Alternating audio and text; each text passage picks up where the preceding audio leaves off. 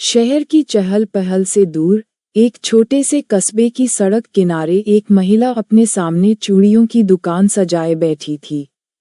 उसकी आंखों में आत्मविश्वास की चमक थी, पर चेहरे पर चिंता की हल्की लकीरें भी थीं। किसी को अंदाजा भी नहीं था कि यह महिला कोई आम दुकानदार नहीं, बल्कि जिले की नई जिलाधिकारी डीएम मैडम थी।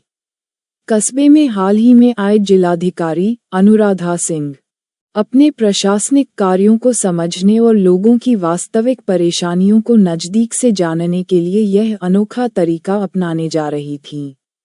उन्होंने सोचा कि जब तक वे आम लोगों की स्थिति को खुद अनुभव नहीं करेंगी, तब तक प्रशासनिक सुधार मुश्किल होगा। इसलिए उन्होंने एक साधारण महिला का रूप धारण कर सड़क किनारे चूड़ियां बेचने का निश्चय किया।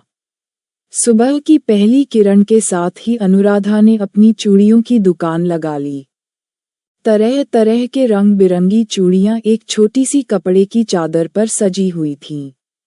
उन्होंने एक साधारण पीली साड़ी पहनी, माथे पर छोटी सी बिंदी लगाई और अपने बालों को ढीला छोड़ दिया ताकि कोई उन्हें पहचान न सके। कस्बे की महिलाएं धीरे धीरे उनकी दुकान के पास आने लगीं। बहन जी, ये हरी चूड़ियां कितने की हैं? एक बुजुर्ग महिला ने पूछा। सिर्फ 30 रुपये की जोड़ी, माँ जी, अनुराधा ने मुस्कुराकर जवाब दिया। धीरे धीरे उनका दिन बीतने लगा। वे महिलाओं से बातें कर रही थीं, उनकी समस्याएं सुन रही थीं और कस्बे की वास्तविक स्थिति को समझ रही थीं। दोपहर होते होते सड़क पर चहल पहल बढ़ने लगी। तभी एक पुलिस की जीप आकर रुकी और उसमें से एक दरोगा उतरा। उसका नाम रमेश यादव था, जो इस क्षेत्र में अपनी सख्ती और कठोर रवैये के लिए जाना जाता था। वह 4 सिपाहियों के साथ अनुराधा के सामने आ खड़ा हुआ। तुम यहाँ सड़क किनारे दुकान क्यों लगा रही हो? तुम्हारे पास कोई लाइसेंस है? दरोगा ने कड़क आवाज में पूछा। अनुराधा ने शांत स्वर में कहा, साहब, मैं बस अपनी चूड़ियां बेच रही हूँ। गरीब लोगों का यही रोजगार है। बकवास बंद करो। बिना परमिशन के यहाँ दुकान नहीं लगा सकते। चलो, उठाओ अपना सामान और यहाँ से भागो, दरोगा ने गुस्से में कहा। अनुराधा ने विरोध करने की कोशिश की। साहब, मैं बस अपना गुजारा चला रही हूँ। मैंने कोई गलत काम नहीं किया। पर दरोगा बिना सुने ही गुस्से में आ गया और उसने एक जोरदार थप्पड़ अनुराधा के गाल पर जड़ दिया। चारों ओर सन्नाटा छा गया। भीड़ चौंक गई। किसी को समझ नहीं आया कि क्या किया जाए। अनुराधा का चेहरा लाल हो गया, पर उनके भीतर की अधिकारी जाग चुकी थी। उन्होंने अपनी साड़ी के पल्लू को ठीक किया और सीधी खड़ी हो गईं। तभी अचानक एक व्यक्ति दौड़ता हुआ आया और चिल्लाया, अरे, ये तो हमारी नई डीएम मैडम हैं। ये सुनते ही दरोगा और सिपाही भौंचक के रह गए। अनुराधा ने धीरे से अपनी साड़ी का पल्लू हटाया और अपनी असली पहचान उजागर कर दी। अनुराधा की पहचान उजागर होते ही माहौल में एक अजीब सी खामोशी छा गई। दरोगा रमेश यादव, जो अभी कुछ ही मिनट पहले तक एक साधारण महिला को सड़क से हटाने के लिए जोर जबरदस्ती कर रहा था, अब पूरी तरह से हक्का बक्का रह गया। उसके चेहरे का रंग उड़ चुका था। भीड़ के बीच से एक बुजुर्ग आगे आए और बोले, बिटिया, ये पुलिस वाले हमेशा गरीबों को सताते हैं। हमें न्याय कब मिलेगा? अनुराधा ने गहरी सांस ली और दरोगा रमेश की ओर देखा, जो अब पूरी तरह से घबराया हुआ था। दरोगा जी, आपको कानून का पालन करवाना चाहिए, न कि गरीबों पर अत्याचार करना चाहिए। क्या आपको पता है कि बिना वजह किसी पर हाथ उठाना एक दंडनीय अपराध है? दरोगा ने कांपते हुए जवाब दिया, माफ कीजिए, मैडम, मुझे नहीं पता था कि आप। अनुराधा ने सख्त लहजे में कहा, बात मेरी पहचान की नहीं है। बात उस अन्याय की है, जो आप रोज इन गरीब दुकानदारों के साथ करते हैं। उन्होंने तुरंत अपने सचिव को फोन लगाया और पूरी घटना की जानकारी दी। कुछ ही मिनटों में जिला प्रशासन की टीम वहां पहुंच गई। दरोगा रमेश यादव को तुरंत निलंबित किया जाए और इस पूरे क्षेत्र की पुलिस व्यवस्था की जांच हो, अनुराधा ने आदेश दिया। भीड़ में खुशी की लहर दौड़ गई। वर्षों से अत्याचार सह रहे दुकानदारों और गरीबों को आज पहली बार महसूस हुआ कि न्याय मिल सकता है। अनुराधा के आदेश के तुरंत बाद पुलिस मुख्यालय में हलचल मच गई। जिले के पुलिस अधीक्षक एसपी को जब इस घटना की जानकारी मिली तो उन्होंने तुरंत कार्रवाई का आदेश दिया। दरोगा रमेश यादव को निलंबित कर दिया गया और पूरे थाने में जांच शुरू हो गई। इस घटना के बाद अनुराधा ने एक और बड़ा कदम उठाया। उन्होंने तय किया कि जिले में पुलिस व्यवस्था को और अधिक पारदर्शी बनाया जाएगा। इसके लिए उन्होंने हर थाने में एक शिकायत पेटी लगवाने का आदेश दिया, जिसमें लोग बिना किसी डर के अपनी शिकायतें दर्ज करा सकें। साथ ही अनुराधा ने जिले के सभी पुलिस अधिकारियों की एक बैठक बुलाई। इस बैठक में उन्होंने सभी पुलिसकर्मियों को चेतावनी दी कि अगर किसी भी अधिकारी ने अपनी ताकत का गलत इस्तेमाल किया तो उसके खिलाफ कड़ी कार्रवाई की जाएगी। हमारा काम जनता की सेवा करना है, न कि उन्हें डराना, अनुराधा ने सख्त लहजे में कहा। इस बदलाव का असर जल्द ही दिखने लगा। गरीब दुकानदारों को अब पुलिस का डर कम होने लगा। उन्होंने राहत की सांस ली और महसूस किया कि अब कोई उनकी आवाज सुनने वाला है। पुलिस विभाग में बदलावों की शुरुआत हो चुकी थी, लेकिन अनुराधा जानती थी कि केवल कुछ कदम उठाने से चीजें स्थायी रूप से नहीं बदलेंगी। उन्होंने एक और बड़ा निर्णय लिया, प्रशिक्षण कार्यक्रम शुरू करने का। अब जिले के हर पुलिस अधिकारी को संवेदनशीलता और नैतिकता की ट्रेनिंग दी जाने लगी। सिपाहियों और अधिकारियों को समझाया गया कि कानून का पालन करवाना उनका कर्तव्य है, लेकिन इसका मतलब यह नहीं कि वे कमजोरों पर अत्याचार करें। इसके अलावा अनुराधा ने जनता के साथ नियमित संवाद की प्रक्रिया शुरू की। हर महीने एक जनता दरबार लगाया जाने लगा, जहां लोग अपनी शिकायतें सीधे डीएम कार्यालय में दर्ज करा सकते थे। इससे प्रशासन और जनता के बीच की दूरी कम होने लगी।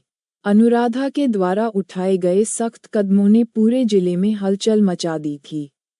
जहां एक ओर गरीब दुकानदारों और आम जनता में खुशी की लहर थी, वहीं दूसरी ओर कुछ प्रभावशाली लोग और भ्रष्ट अधिकारी इस बदलाव से नाराज थे। जैसे ही दरोगा रमेश यादव के निलंबन की खबर फैली, पुलिस विभाग में दो गुट बन गए। एक गुट अनुराधा के फैसले का समर्थन कर रहा था, जबकि दूसरा गुट इस बात से नाराज था कि एक डीएम ने खुलेआम पुलिस की प्रतिष्ठा को धूमिल कर दिया। कुछ वरिष्ठ अधिकारियों ने इस मामले को दबाने की कोशिश की, लेकिन अनुराधा अडिग थीं। एसपी कार्यालय में एक गुप्त बैठक बुलाई गई। कुछ अधिकारियों ने सुझाव दिया कि डीएम को प्रशासनिक तौर पर दबाने की जरूरत है, ताकि वह आगे पुलिस विभाग में इस तरह के कठोर फैसले न लें। लेकिन एसपी राजीव शुक्ला, जो खुद एक ईमानदार अधिकारी थे, ने साफ शब्दों में कहा, अगर हम सुधार नहीं चाहते तो हमें वर्दी पहनने का कोई हक नहीं। दूसरी ओर कस्बे के लोग अब अनुराधा को किसी अधिकारी के रूप में नहीं, बल्कि अपने अधिकारों के संरक्षक के रूप में देखने लगे थे। लोग उनसे खुलकर अपनी समस्याएं बताने लगे और अब वे खुद आगे आकर पुलिस की मनमानी के खिलाफ आवाज उठाने लगे। बुजुर्ग रामनाथ, जो वर्षों से फुटपाथ पर चूड़ियां बेचते थे, उन्होंने कहा, पहली बार कोई अफसर हमारी तकलीफ समझ रहा है। अगर हर अधिकारी ऐसा हो जाए तो गरीबों का जीवन बदल सकता है।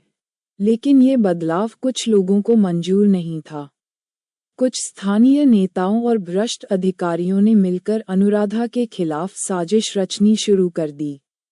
उन्हें लगने लगा कि अगर अनुराधा इसी तरह काम करती रही तो उनका भ्रष्टाचार का पूरा नेटवर्क खतरे में आ जाएगा। अगर इसे नहीं रोका गया तो ये हम सबकी गर्दन पर आ जाएगी। एक स्थानीय नेता ने कहा। जल्द ही अनुराधा को कई अप्रत्यक्ष धमकियां मिलने लगीं। कभी किसी गुमनाम खत में चेतावनी होती, तो कभी उनके सरकारी वाहन के टायर पंचर कर दिए जाते। लेकिन अनुराधा को डराने वाला कोई पैदा नहीं हुआ था। अनुराधा ने ये समझ लिया था कि अगर वे पीछे हट गईं, तो गरीबों का भरोसा टूट जाएगा। इसलिए उन्होंने एक बड़ा निर्णय लिया। उन्होंने जिले के सभी बड़े अधिकारियों और पुलिस प्रशासन की एक बैठक बुलाई। बैठक में उन्होंने सख्त लहजे में कहा, अगर किसी को मेरी नीतियों से दिक्कत है, तो वह खुलकर सामने आए। मैं प्रशासन को जनता के लिए जवाबदेह बनाना चाहती हूँ, और इसमें कोई समझौता नहीं होगा। अनुराधा की सख्त नीतियों और प्रशासनिक सुधारों से जिले में हलचल मची हुई थी।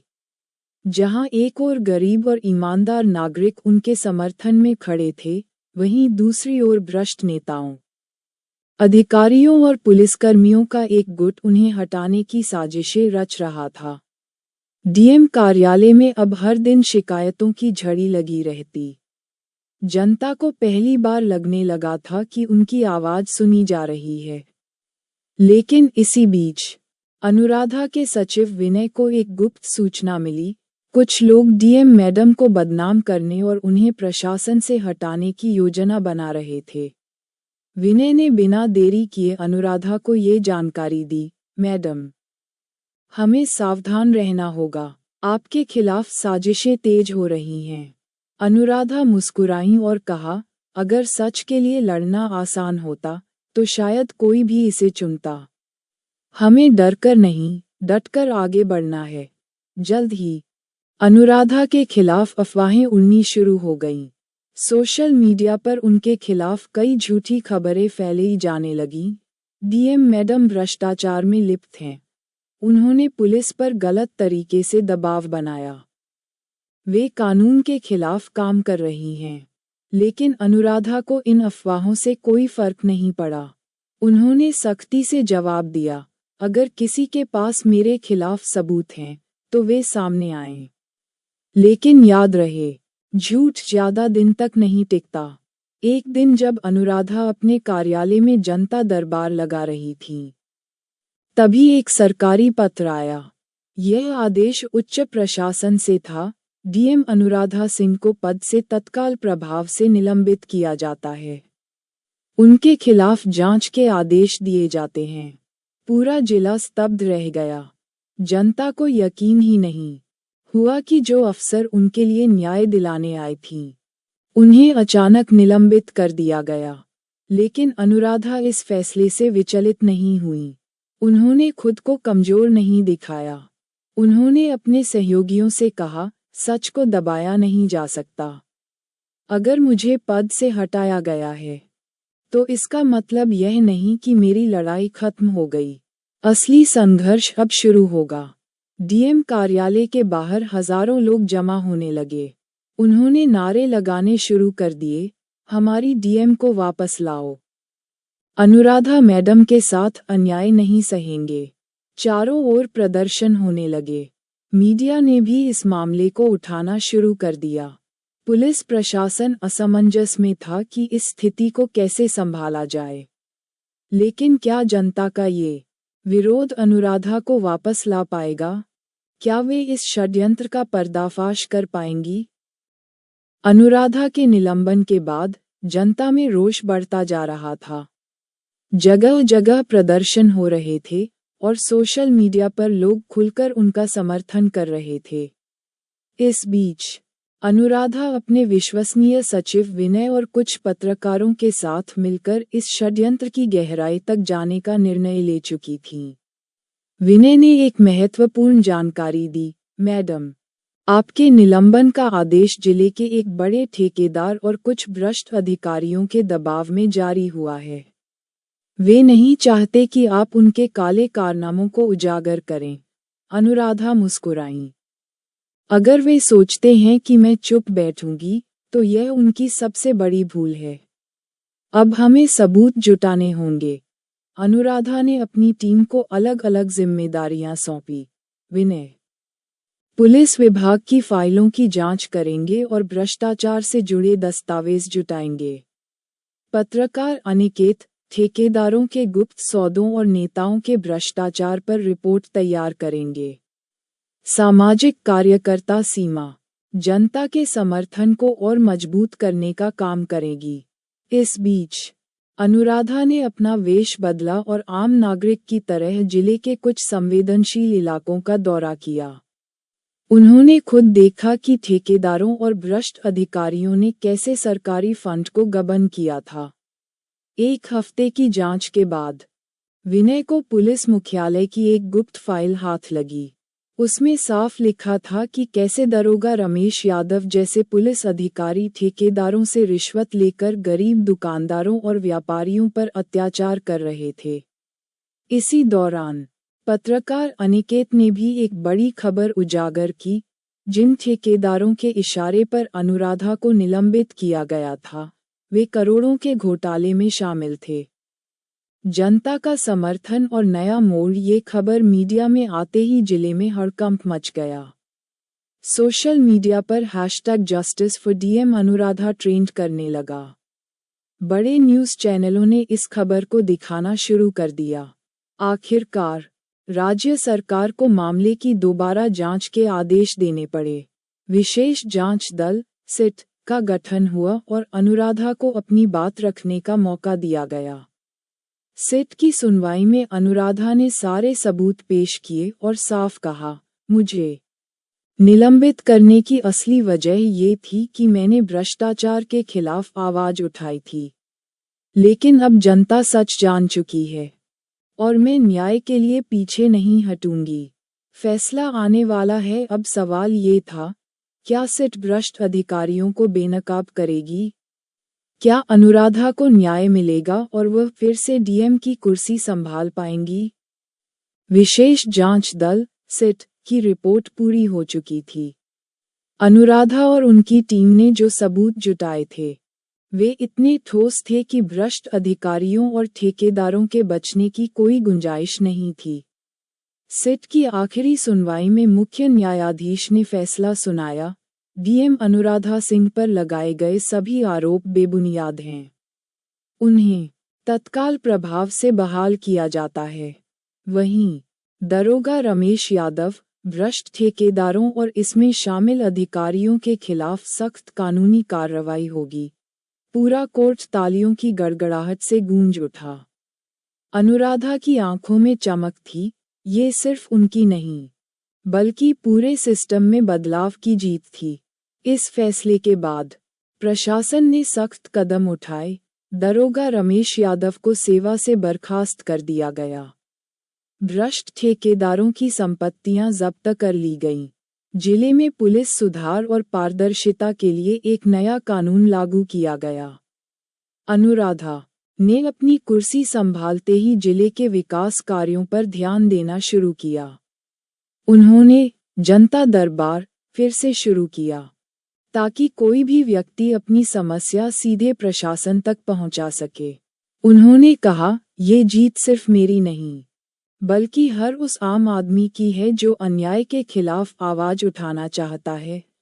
इस घटना के बाद अनुराधा पूरे प्रदेश में ईमानदार और निडर अधिकारी के रूप में जानी जाने लगीं। उनके साहस और सत्य की लड़ाई ने पूरे देश को एक नया संदेश दिया। सच की राह मुश्किल जरूर होती है, लेकिन अंत में जीत उसी की होती है जो अन्याय के खिलाफ डटकर खड़ा रहता है। वीडियो अच्छी लगी हो तो लाइक करें, शेयर करें और चैनल सब्सक्राइब करें। आपकी राय कमेंट में दें, जिससे हमें और अच्छे वीडियो बनाने का हौसला मिले। नई कहानी के साथ फिर मिलेंगे। जय हिंद, जय भारत।